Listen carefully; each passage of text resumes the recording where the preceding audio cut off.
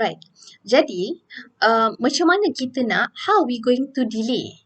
How we going to delay from these residuals yang kita dapat daripada economic activities ini, go back to the nature.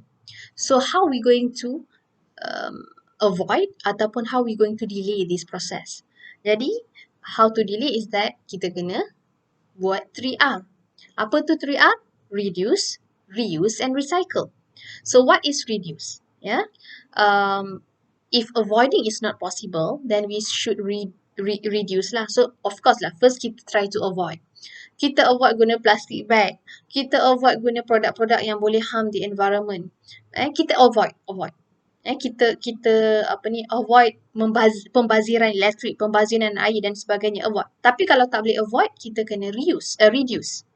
So reduce using the resources and product, and then the next step, we can reuse materials. So how to reuse? We can maksudnya kita gunakan semula. Contohnya botol plastik kita jadikan pasu bunga ke, tayar kita jadikan pasu bunga ke, ataupun plastik-plastik yang ada kita gunakan untuk buat sesuatu yang guna semula. And kita the last one kita boleh reuse, and then kita reduce and then kita reuse and kita recycle. So recycle ni macam biasalah kita recycle sesuatu tu menjadikan satu bahan yang baru. Okay, itu adalah recycle. Macam sekarang inilah kalau you all tahu sekarang ni minyak masak tu, minyak masak ni kita boleh gunakan sabun, jadikan sabun. Kita boleh gunakan material selain yang kita boleh maksudnya later boleh juga kita jual untuk dapatkan pendapatan juga. So ini adalah recycle. Kertas kita boleh recycle balik menjadikan kertas recycle. Dan beberapa benda lagi lah. So technology is actually going keep on progressing. InsyaAllah bila teknologi itu semakin baik, then kita boleh recycle lebih banyak benda untuk menjadikan sesuatu benda yang baru. So kita boleh simpan resources yang ada untuk future use. Okay, so waste juga, waste ini kita boleh treatment juga, macam waste daripada kilang dan sebagainya, kita boleh buat treatment lah. Maksudnya kita bersihkan waste itu untuk menjadikan sesuatu bahan yang boleh kita gunakan later. Dan elakkan daripada dump into the landfill. Landfill ni apa? Tanah lapang yang kita buang sampah-sampah tu. Kita nak elak gunakan tu, kita boleh buat treatment of the waste.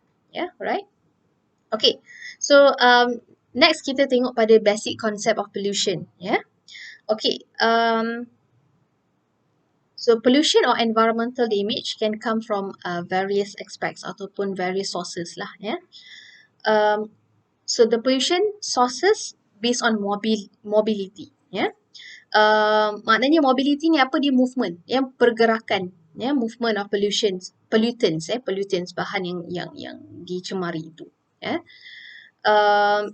So it has stationary pollution coming from source that is fixed. Stationary tu maknanya fixed, tidak berubah, constant. Contohnya macam coal burning, pembakaran arang tu, arang. Power plants, coal burning power plants, and then sewage treatment facilities and factories. Ini adalah something yang stationary, iaitu fixed, pollution. And then kita ada mobile pollution. Pollution coming from moving sources macam trucks, aeroplanes, cars and so on. Okay, so for your information, antara semua kenderaan, mobile pollution yang paling menyebabkan pencemaran yang teruk adalah, cuba teka apa? Motorcycle. So motorcycle carbon monoxide dia sangat tinggi berbanding dengan kereta, berbanding dengan aeroplane, berbanding dengan trucks and so on. So bila mana sesebuah negara itu mempunyai motor lebih banyak daripada kenderaan lain, dan kadar pencemaran dia lebih tinggi. Contohnya dekat kampung-kampung lah, memanglah kampung tu tak ada perindustrian macam kilang dan sebagainya, tetapi jumlah motosikal terlampau banyak. So, pencemaran dia juga tinggi. Ya. Sebab itu dululah dekat Bangladesh, Dhaka City ni, dia dah letak teks kepada penunggang motosikal. Jadi nak kurangkan penggunaan, nak kurangkan motosikal tu berada di jalan raya dan dia teks those yang ada motosikal. Sebab itu di negara Jepun dia menggalakkan untuk kita cycling ataupun jalan kaki sebab kenderaan ini juga boleh menyebabkan pollution, iaitu mobile pollution ni lah, ya. Okay. And then this is based on pollution based on mobility, and then ada pula pollution sources based on identifiability. Ya. There are two types, point and non-point sources of pollution. So point sources happens when the pollutant can be identified, coming from single source. Contohnya macam factory kita tahu, okay, ni daripada apa? Ni daripada pipe, ni daripada chemical, ini daripada apa? Kita tahu datang daripada mana. Non-point source ini, pollution coming from sources that it's hardly ataupun cannot be identified, accurately. And it will degrade the environment. It's actually will degrade the environment slowly, but it will actually harm the environment. It will give actually bigger impact to the environment. Contohnya macam water drainage, daripada agriculture activities. So that is the problem of the non-point source. And then pollution pula juga, sources dia boleh juga jadi based on origin. Contohnya sama ada man-made ataupun sama ada natural. Kalau natural pollution, of course from the natural process of itself lah. Contohnya macam gempa bumi, gunung berapi kan. Ada gunung berapi kan macam dia ada gunung berapi dia ada step tau.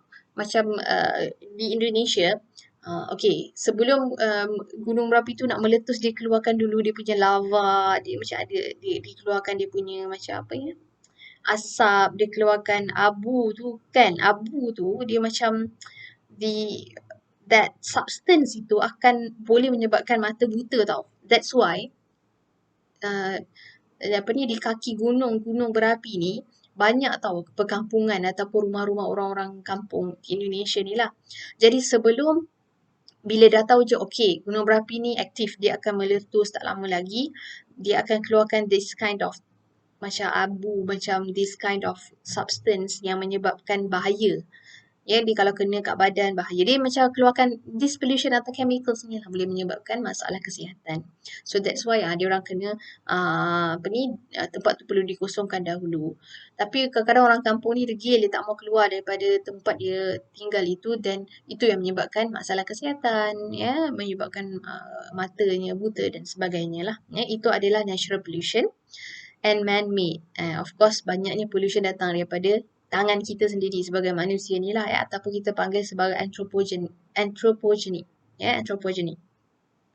Dia based on man-made activities ataupun based on human activities. Ialah perindustrian, perkilangan, asap yang banyak, chemical toxic yang dikeluarkan daripada activities itu akan dump into the rivers, go to the air, yang akan menyebabkan berlakunya haze and so on, and yang pollution lah. Macam Indonesia lagi sekali, Indonesia lagi. Dia ada satu tempoh, dah setiap tahun ke 2 tahun sekali, kita tak silap saya, dia akan membakar hutan. Dia nak kosongkan hutan, dia bakar hutan untuk economic activities lah. Okay, secara tidak langsung, dia bukan affect secara langsung. Yes, secara langsung di negara dia, tapi dia akan affect secara tidak langsung kepada negara jiran, iaitu kita Malaysia. So, bila berlakunya haze, dia akan menyebabkan masalah kesihatan dan pollution kepada negara kita juga. So, that is the activity yang datang daripada tangan manusia ataupun human activities. Okay? Right. And the last one is pollution type based on the scope of damage. Yeah. So scope of damage ni sama ada local, regional ataupun global. Yeah. Local pollution does not extend far from the source and is usually confined to a single community. Maknanya kita tahulah dekat mana ya datangnya. Ya, contohnya urban haze yang macam saya kata tadi lah, tapi dia hanya local pollution lah, emission from factories, vehicles and so on. Dia datang daripada negara, di dalam negara itu sendiri. So kita tahu it is local pollution, kita tahu macam mana kita nak combat the problems. Okay, so dia ada regional pollution. So regional pollution damage ataupun pollution extend to a larger area. Yeah. So it's beyond the local area. Okay, contohnya macam acid rain. Dia akan menyebabkan this, kita kata regional lah.